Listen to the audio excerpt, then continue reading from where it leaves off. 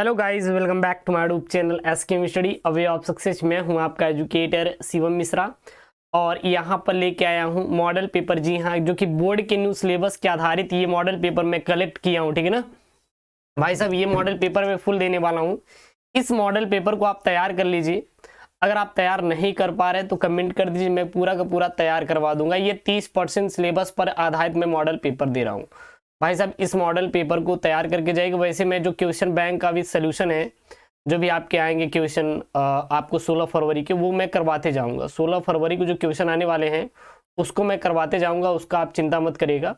बस आप केवल केवल अपने स्टडी और पढ़ाई फोकस कीजिए। बाकी आपको किसी चीज़ पे दिक्कत ज़्यादा फोकस नहीं करना है, मैं आपको करवा दूंगा। ठीक है ना। तो यहाँ पे सबसे पहला क्वेश्चन, डिप्टी कलेक्ट्री के लेखक हैं। डिप्टी कलेक्ट्री के लेखक कौन? देखिए, ये जो आपका मॉडल पेपर है, ये पूरा का पूरा 30% सिलेबस की कटौती करके 70% सिलेबस पर आधारित मॉडल पेपर मैं दे रहा हूँ।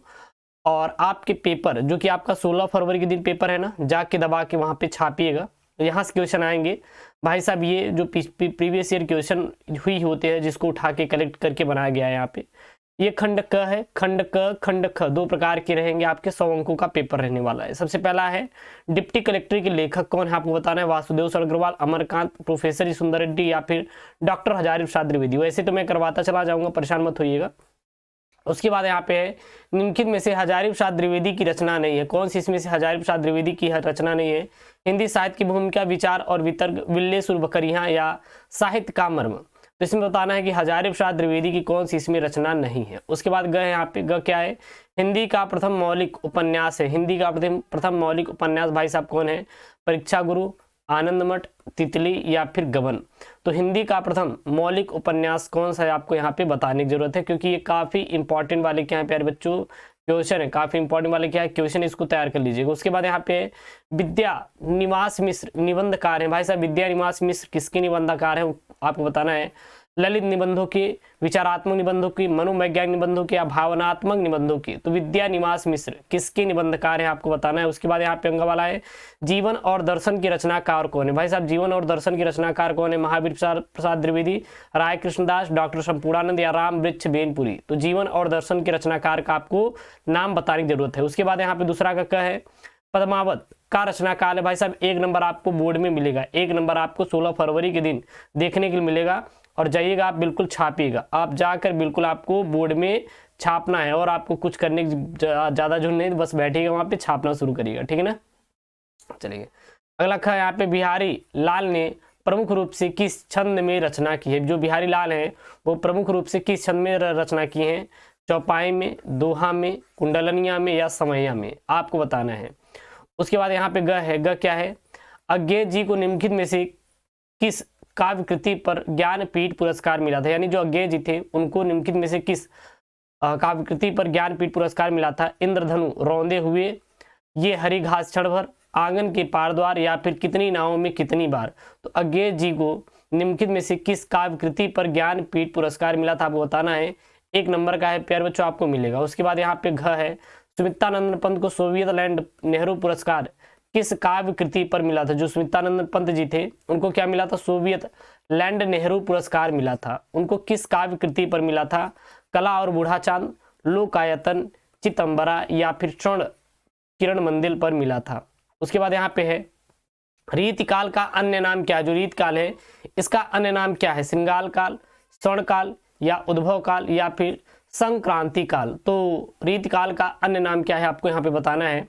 उसके बाद नीचे यहाँ पे तीसरा वाला क्वेश्चन क्या है? तीसरा वाला देखिए क्वेश्चन क्या है? गद्यांश पर आधारित निम्नलिखित प्रश्नों के उत्तर दीजिए। मतलब गद्यांश पर आधारित निम्नलिखित प्रश्नों के उत्तर देना है। आपका 10 नंबर का ये पूछा जाए। कितने नंबर का पूछा जाए भाई साहब? 10 नंबर का आपके बोर्ड में पूछा जाएगा। है क्या? आप देख लीजिए, साहित्य, कला, नृत्य, गीत, आमोद आमोद प्रमोद अनेक रूपों में राष्ट्रीय जन अपने अपने मानसिक भावों को प्रकट करते हैं। आत्मा का जो विश्वव्यापी आनंद भाव है वह इन विविध रूपों में साकार होता है। यद्यपि बाह्य रूप की दृष्टि से संस्कृत की ये बाहरी लक्षण अनेक दिखाई पड़ते हैं, किंतु आंतरिक आनंद की दृष्टि से उनमें एक सूत्रता है। क्लियर है। उसके बाद यहाँ पे, जो व्यक्ति सहृदय है वह प्रत्येक संस्कृति के आनंद पक्ष को स्वीकार करता है और उससे आनंदित होता है, और इस प्रकार की उदार भावना ही विविध जनों से भरे हुए राष्ट्र के लिए स्वास्थ्यकर है। अब यहाँ देखिए 5 प्रकार के प्रश्न पूछे गए। सबसे पहला प्रश्न पूछा गया है, राष्ट्रीय जन अपने अपने मानसिक भाव को किस रूपों में प्रकट करते हैं? संस्कृति के आनंद पक्ष को कौन स्वीकार करता है? मानसिक और स्वास्थ्यकर शब्दों का अर्थ स्पष्ट कीजिए। रेखांकित अंश की व्याख्या कीजिए। उपयुक्त गद्यांश में पाठ का शीर्षक और लेखक का आपको नाम बताना है। अथवा में आप ये कर सकते हैं, ये भी काफी इंपॉर्टेंट वाला है भाई साहब, ये जो मॉडल पेपर है ये आपका 70% सिलेबस पर आधारित मॉडल पेपर है, इसलिए आप तैयार कर लीजिए, टिक लगा लीजिए। भाषा स्वयं संस्कृति का एक अटूट अंग है। संस्कृति परंपरा से निश्रित होने पर भी परिवर्तन और गतिशील है। उसकी गति विज्ञान की प्रगति के साथ जोड़ी जाती है। उसकी जो गति है विज्ञान की प्रगति के साथ जोड़ी जाती है। उसके बाद यहाँ पे क्या आपको लिखना है, वैज्ञानिक आविष्कारों के प्रभाव के कारण उद्भूत नई सांस्कृतिक हलचलों को शाब्दिक रूप देने के लिए भाषा के परंपरागत प्रयोग पर्याप्त नहीं है। इसके लिए नए प्रयोगों की, नई भाव योजनाओं को व्यक्त करने के लिए नए शब्दों की खोज की महत आवश्यकता है। अब यहाँ से आपके 5 प्रश्न पूछे गए। पाठ का शीर्षक और लेखक का नाम बताइए। भाषा किसका अटूट अंग है? किसकी गति वैज्ञानिक प्रगति के साथ जोड़ी जाती है? और संस्कृत हलचलों के लिए पर्याप्त नहीं है। और रेखांकित अंश की व्याख्या कीजिए। तो इन सारे क्वेश्चन तैयार कर लीजिए। वैसे आपका जो नेक्स्ट वीडियो आने वाला है वो फुल पेपर सोल्यूशन पे आएगा। आप लोग तैयार रहिएगा, बहुत मैं तगड़ी आपके साथ मेहनत करने वाला हूं प्यारे बच्चों, इसलिए आप जमकर अब आप हमारे साथ जुड़ जाइए। अब आपके पास टाइम बहुत कम है। हम टारगेट करेंगे हिंदी, उसके बाद टारगेट करेंगे केमिस्ट्री, फिर फिजिक्स बायोलॉजी, यानी बायो जो आपका है उसको टारगेट करेंगे, फिजिक्स भी आपका टारगेट करेंगे, उसके बाद केमिस्ट्री टारगेट करेंगे, इंग्लिश टारगेट कर लेंगे, ठीक है ना। उसके बाद जो भी आपका हिंदी तो टारगेट हम लोग 16 फरवरी के लिए स्पेशली कर रहे हैं, तो आप इस वीडियो को देखते चले जाइएगा। यहाँ पे आपका पद्यांश है, मैं नीर भरी दुख की बदली, स्पंदन में चीर निस्पंद बसा, क्रंदन से आहत विश्व हंसा, नैनों में दीपक जलते, पलकों की निर्झरिया मचली।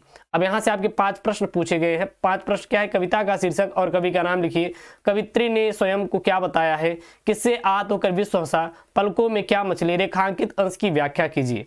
अथवा यहाँ पे मतलब अगर वो नहीं आ रहा तो आप ये कर सकते हैं, मेरे प्यारे नवजल सिकंज से नेत्र वाले, जाके न आए मधुबन न भेजा संदेशा, मैं रो रो के प्रिय बावली हो रही हूँ, जाके मेरी सब दुख कथा श्याम को तू सुना दे। देखिए वही क्वेश्चन बार बार रिपीट किए जा रहे हैं, तो क्यों ना हम क्या करेंगे कि अभी आपके पास अगर देखेंगे तो आज 7 फरवरी है, 7 फरवरी है, तो 8 से लेके 16 फरवरी के दिन टाइम बचा हुआ, ठीक ना। तो हम लोग टारगेट करेंगे डेली सुबह शाम कम से कम 4 वीडियोस आपको मैं दूंगा। सुबह 4 वीडियो आपको दूंगा डेली। और भाई सब डेडिकेटेड वीडियो रहने वाली है, इसलिए आपको पूरे वीडियोस को देखना है और भाई साहब दबा के जाना है आपको, और वहाँ पे आंसर पूरा करके आना है। फिर यहाँ पे देखिए 5 प्रश्न पूछे गए हैं, इन क्वेश्चनों को आप तैयार करके जाइएगा। उसके बाद यहाँ पे है आपका इंपॉर्टेंट टॉपिक है 5 नंबर का, निम्नलिखित में से किसी एक लेखक का साहित्यिक परिचय देते हुए उनकी प्रमुख कृतियों का उल्लेख कीजिए। डॉक्टर हजारी प्रसाद द्विवेदी, वासुदेव सड़गरवाल, प्रोफेसर जी सुंदर रेड्डी, या फिर आप इन कवियों का आप लोग तैयार कर लीजिए। लेखक और कवि दो आएंगे, अयोध्या सिंह उपाध्याय, हरिओद, महादेव वर्मा और doctor APJ Abdul Kalam. Clear है। उसके बाद बहादुर और ध्रुव यात्रा कहानी का सारांश, पंचलाइट और कहानी का कथावस्तु अपने शब्दों में लिखिए। तो ये तो भाई साहब आपको करना ही करना है, ये काहे कि इंपॉर्टेंट है और बहुत ज़्यादा इंपॉर्टेंट है। ये क्या है आपके लिए इंपॉर्टेंट है, बहुत ज़्यादा इंपॉर्टेंट, इसलिए आप इसको तैयार करके ही बोर्ड पेपर में जाइएगा। क्लियर है ना।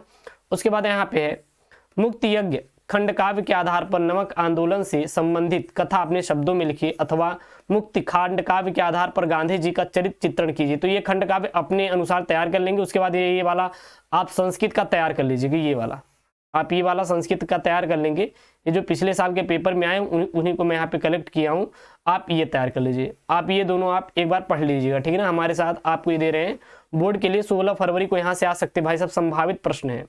उसके बाद श्लोक में आएंगे तो नीचे का श्लोक आप ये तैयार कर लीजिएगा, या फिर आप ये तैयार कर लेंगे, ठीक है ना। उसके बाद यहाँ पे तो आप अपने पैरों पे खड़ा होना, स्वावलंबन होना, मक्खन लगाना, मतलब कि मतलब कह सकते हैं कि अतिप्रिय करना, पिया चाहे सोई सुहागिन, और सावन हरे न भादो शिव के, मतलब कि हमेशा एक जैसे रहना। तो इसको तो आप कर सकते, कई बार मैंने इसको करवाया है यार, ये तो मैं खत्म कर दूंगा, इसकी चिंता मत करिएगा। हालांकि अगर करना तो आप इसको कर सकते हैं, नहीं तो मैं एक वीडियो में ला के खत्म कर दूंगा। इसके बाद यहाँ पे आ जाइएगा, 6 नंबर आपका पक्का है भाई साहब, 6 नंबर ये आपका बिल्कुल 100% पक्का करेगा। कितना नंबर आपका पक्का करेगा? 6 अंक आपका पक्का करने वाला है। वीर और हास्य रस का लक्षण और उदाहरण, श्लेष अथवा उत्प्रेक्षालंकार का लक्षण उदाहरण, चौपाई छंद और कुंडलिनी छंद का लक्षण और उदाहरण दीजिए। फिर उसके बाद आपका पत्र लेखन आएगा। देखिए पत्र लेखन भाई कैसे आएगा, सफाई व्यवस्था है तो उचित अधिकारी को एक पत्र लिखिए। हमने विद्यालय की पुस्तकालय समस्या के लिए निराकरण हेतु प्रधानाचार्य को एक पत्र लिखिए। ये आपके 6 नंबर के क्वेश्चन है, ठीक है ना, 6 नंबर के क्वेश्चन है। उसके बाद आपके यहाँ पे निबंध लिखने के लिए आएगा, मेरे प्रिय कवि पर्यावरण प्रदूषण विद्यालय में स्वास्थ्य शिक्षा और युवा वर्ग और बेरोजगारी, तो इस पर निबंध लिखने के लिए आएगा भाई साहब। तो ये जो पेपर मैंने यहाँ पे लेके आए, ये यूपी बोर्ड 70% सिलेबस पर आधारित पेपर है, इसको तैयार कर लीजिएगा। बाकी जो नेक्स्ट वीडियो आने वाली है उसमें आपको फुल सोल्यूशन वीडियो मिलने वाला है, और मैं आशा करता हूँ कि वीडियो आपको पसंद आएगी। तो वीडियो को यार प्लीज लाइक करिएगा, चैनल को सब्सक्राइब करिएगा दोस्तों। थैंक यू, जय हिंद।